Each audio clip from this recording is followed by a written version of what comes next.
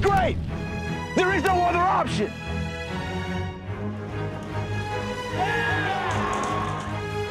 And your NCAA champion, Rob Fortunato. We're going back to Omaha! Play a high level of basketball and a game that's fun to watch. We are a team, capital letters, team.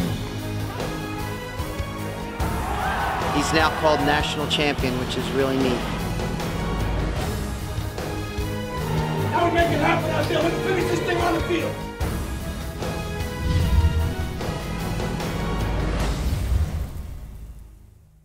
Cavalier Sports Weekly is brought to you by Geico, the Virginia Athletics Foundation, the Virginia Lottery, and by UVA Health System.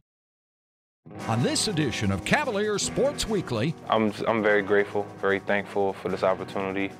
The freshman catcher swung on and grounded back up the middle. Morales ranging over into the dive. He can't.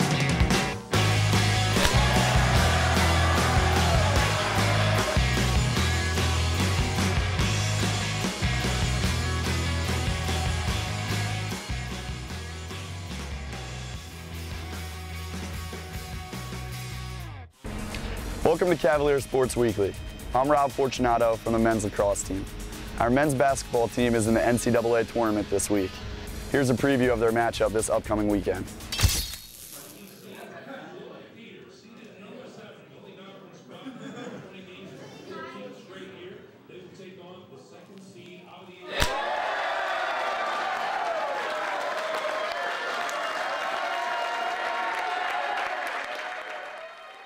I was just happy to see our name. I didn't really care where we landed.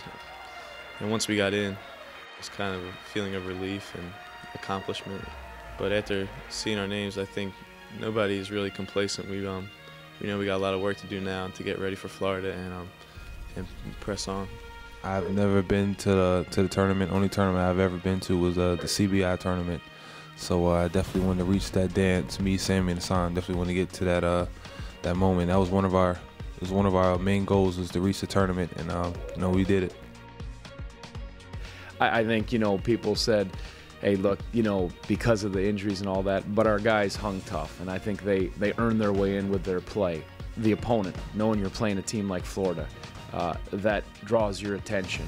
As far as some people saying, seeding or this or that, I don't really get into that. There's enough motivation to play well because you have to play well. If you don't, you're done. And I think that's plenty right there. And when you watch what Florida does, our guys will have to lock into that, focus on that, but also focus on us. I was trying to think of teams we've played in the past that shoot that many threes, that can space the floor, and my mind runs to Michigan or even Oregon. Duke can space the floor. I think Florida, their spacing is great. A lot of ball screens. They have playmakers who can put it on the floor and get to the lane, and then fan it out and shoot the three. And it's a team that they're going to score. They'll use their athleticism and transition, but their spacing is the thing that you notice, and very aggressive. It's really special. I mean, we've been through so much in the past over these 5 years that me and Mike have been here, and Hassan has been here, a big part of it as well. And just to get to where we are now and just have this opportunity to go into the NCAA tournament, it's just once in a lifetime for us. So we just want to take advantage of it and see what we can do. First team All-ACC player Mike Scott has been a consistent force all year for our men's basketball team. We caught up with the fifth-year senior. Jones is going to see the trap, passes off to Farrakhan. Farrakhan gets into the front court, ahead of the pack to Scott. Scott throws it down with a one-hand slam. Beginning my senior year, I really took the game seriously and took the role of being a captain seriously. It took that long for me to really get really serious, and I've been trying to improve ever since. I think with Mike, there's something to be said for being in your final year and trying to do it right. And with the departure of some of our key players last year, now guys have to step up. Coach being his first year, we had a lot of people leave, and it was tough. Coach being his first year was tough. After that Duke game we lost, I think I sat in that locker room and told my teammates I was going to become a better leader. And that's what I was starting to do in the beginning of my senior season. Even if after I got hurt, I was still becoming a leader. Virginia has struggled in that regard. What a move by Mike Scott as he splits two defenders and glides past him. It was just one day at practice. It was like a walkthrough. At the end of the practice, it was like we was working on our press, and we wasn't even running full speed. And I don't know if I planned it wrong or something went wrong with my left ankle, and I started getting sharp pains to where I couldn't even walk. I didn't really know what to think. I didn't sprain it. You know, those injuries where you're just by yourself, and you didn't step on anyone's foot or you didn't sprain it. Those ones that really scare you. And I got X-rayed, and there were loose pieces of bone chipped off that was just moving around in my ankle, giving me pain. We just said, let's make a long procedure where just go in, scrape out all the loose pieces so that none would chip off anymore, and that would take me out for the whole season. There's no question he was playing some good basketball before he got hurt, and we were starting to, his last 2 games of health were Minnesota and at Virginia Tech. I'm very grateful, very thankful for this opportunity. Coach Bennett was telling me that this could be a blessing in disguise. Of course, you're thinking, man, I don't know about that back then, but definitely when I'm looking back at it, that's definitely what it is. Joe Harris tries to turn that around. He can't make the shot, but Mike Scott cleans it up with a throwdown. Here's a pull-up jumper. Mike Scott drills another one from 16 feet out. Boy, this guy is something special. Probably the greatest joy as a coach is, when you see a player certainly mature on the floor, which he has, and everybody can see that his game is good. But what I've seen from him off the court in terms of leadership and really caring and reaching out for his teammates, not that he wasn't that way earlier, but it's really become a priority to him. And that, I can't tell you how enjoyable that is for me to see, and I'm just proud of him to see how he has responded. He's meant a lot to me. It's not even on the court. Of course, he's helped me develop my game, and he's still helping me to develop my game. But off the court, being able to talk to him and discussing other things even besides basketball, he's just one of the best coaches I've ever been around.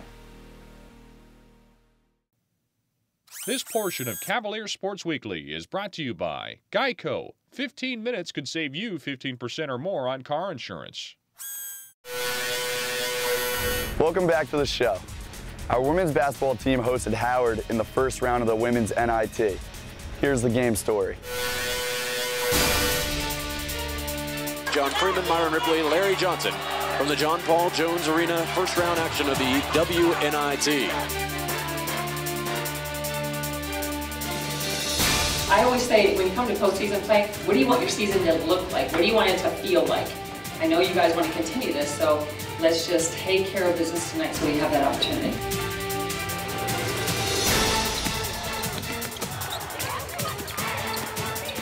Gives it to Moore, slashing through the lane. Right-handed runner off the window is good for 2.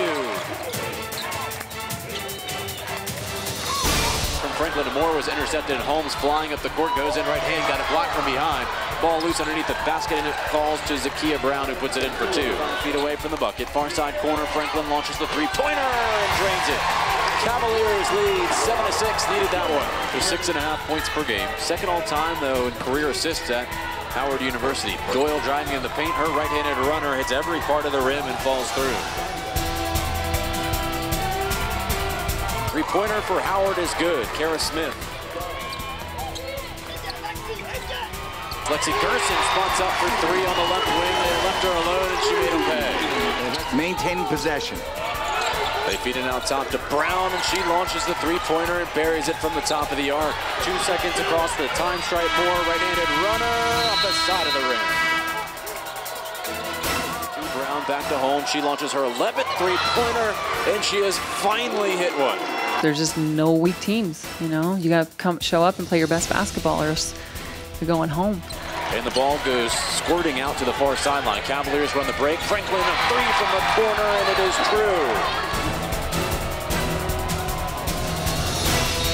Curly Payne with an acrobatic shot, and it falls, and the foul. Along the bend of the arc on the left wing. Hands off Smith. She fires to tie it and rattles it home for 3. Moore feeding it far baseline to Gerson. Snaps it to Franklin. Fires the 3. Got it from the near side. Brown pumps, gives it to Holmes. She launches the three-pointer, and she answers right back. Cavaliers trail by 1 with 20 seconds to go. The free throw up and good. Absolutely perfect. McCall collects an entry pass, turns, goes towards the basket, and lays it in off the window. Holmes on the right wing, pulls up a high arcing three-pointer is good. My goodness. 15 to go.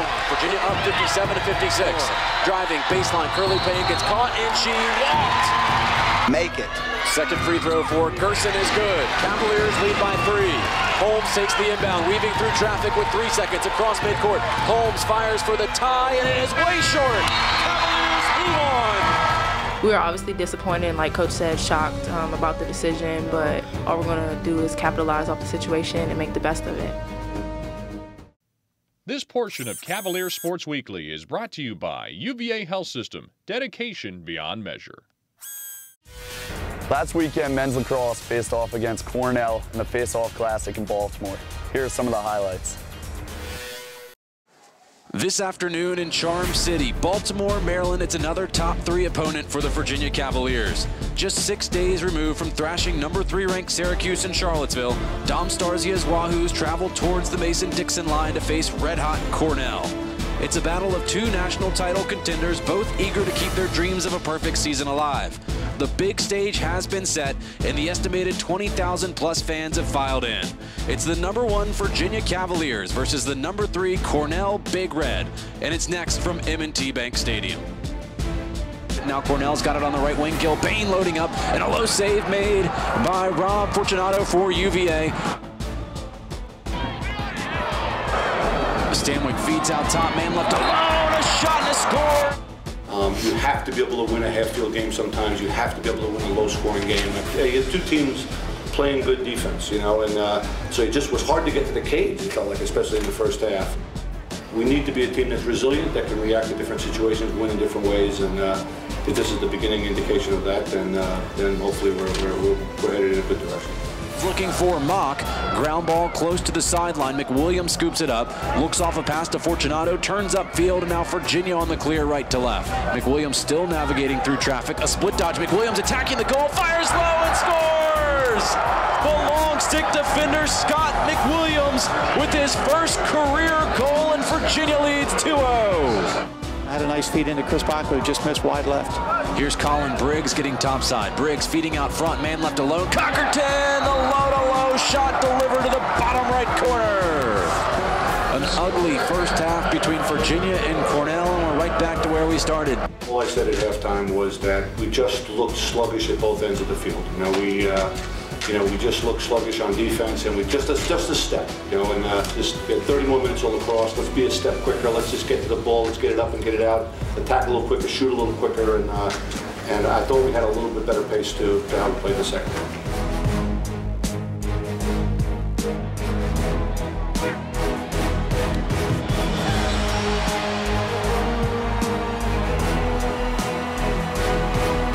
It to Van Arsdale, drops the pass, emerges above the pipe, feeds on top, man, open shot, score! And the flags come raining down. Cavaliers push the lead to 3.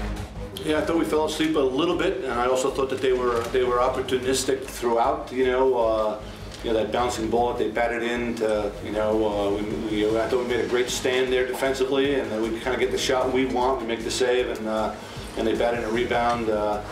So it just in a game like this against. When 2 good teams are playing each other, the game is not over till the very end. That's Bobby Hill, free with the left hand, flicks it in the pass, dropped, it's loose, far sideline, Virginia's got it. Bobby Hill, right to left, racing away from a check, Hill across midfield, and Virginia's got it in transition. Hill down the right pipe, and a timeout taken by Dom Starzia. Cavs will have a chance to win it again. Benning gives it back to Stanwyck. Stanwyck feeds on top for the win, shot, score! Virginia has won it, it's Colin Briggs to keep the Cavs perfect. Matt White made a great move on the wing, and I kind of caught my guy kind of cheating on the strong side, so I just faded to the backside. Matt hit me in stride, and Colin kind of backdoored his guy in the crease, and I kind of just let him, and he made a great play to tap it in. A win that will, these are one of those wins that hold up as you go down the line, and for us, like I say, with everything that we've been through, just a really nice win for us today out there. Today we came out and. We were going to respond. That was our only choice, is just respond. So, we battled up the whole game. Now the 2-2 from Silverstein.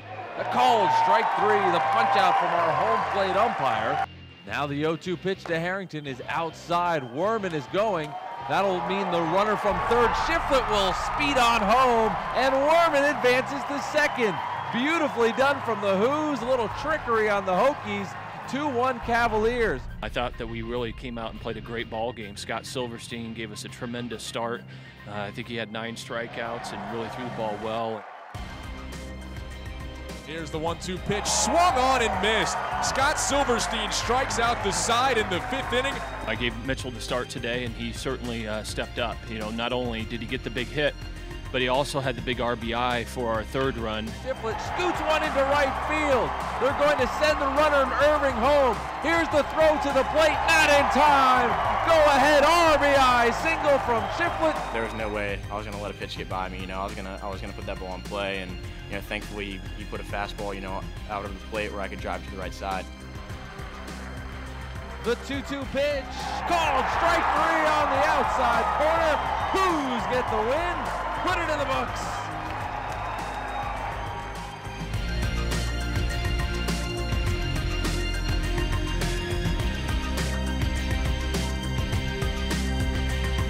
Now the 3-2 pitch, swing and a miss, strike 3. A big first inning strikeout on Andrew Rash. The bunt might still be on. The 0-2 pitch. This ball is hit in the air, very shallow left field for Tyler Horton. They will send the runner. Here's the play at the plate, and coming in to score is for the Who's Derek Fisher. 2-2 pitch, swing and a miss, strike 3. The high heater is working for Lewicki.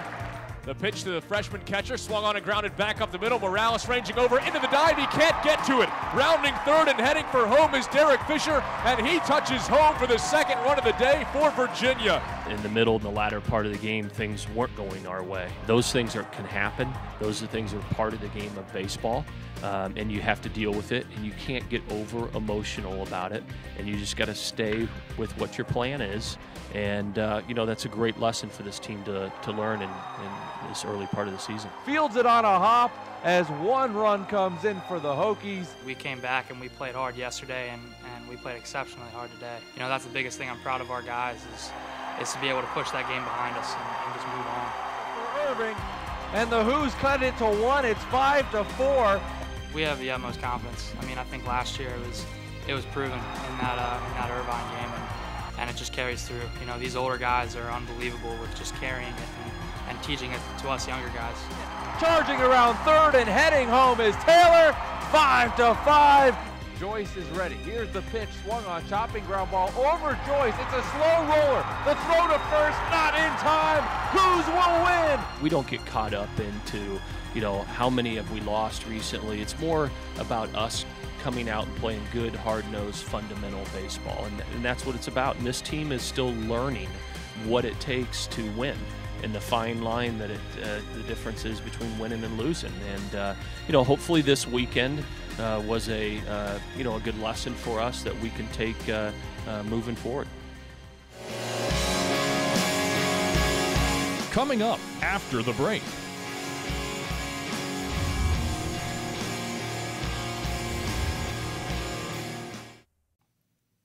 This portion of Cavalier Sports Weekly is brought to you by the Virginia Athletics Foundation. You are the foundation. Volleyball is now under the direction of new head coach Dennis Hohenschelt. We caught up with him at a recent practice.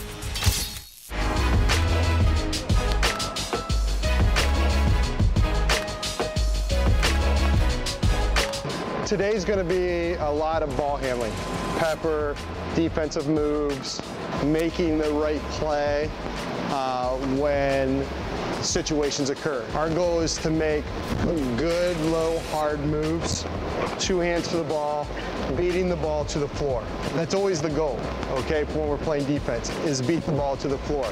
So the most important thing for you to do today is the little things, and then that's how we move on to the next thing, all right? If you do it right now, we start building habits and we start doing it right in games, all right? When I dig, I have to be relaxed, okay? Your face is like, okay? Relax.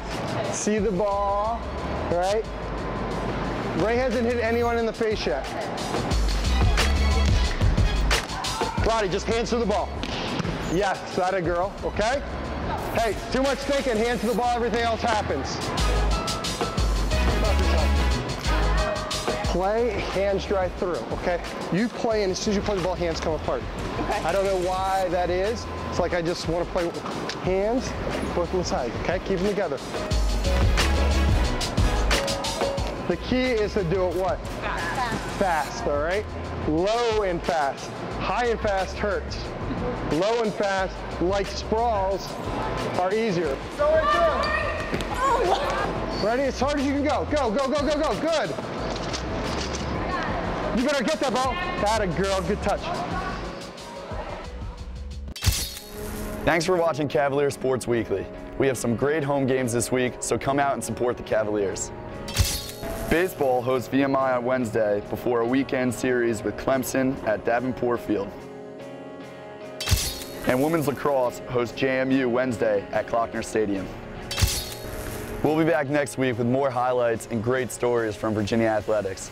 I'm Rob Fortunato, and until then, go Hoos! Cavalier Sports Weekly is brought to you by Geico. 15 minutes could save you 15% or more on car insurance. And by Virginia Lottery, helping Virginia's public schools. And by the UVA Health System, dedication beyond measure. And by the Virginia Athletics Foundation. You are the foundation.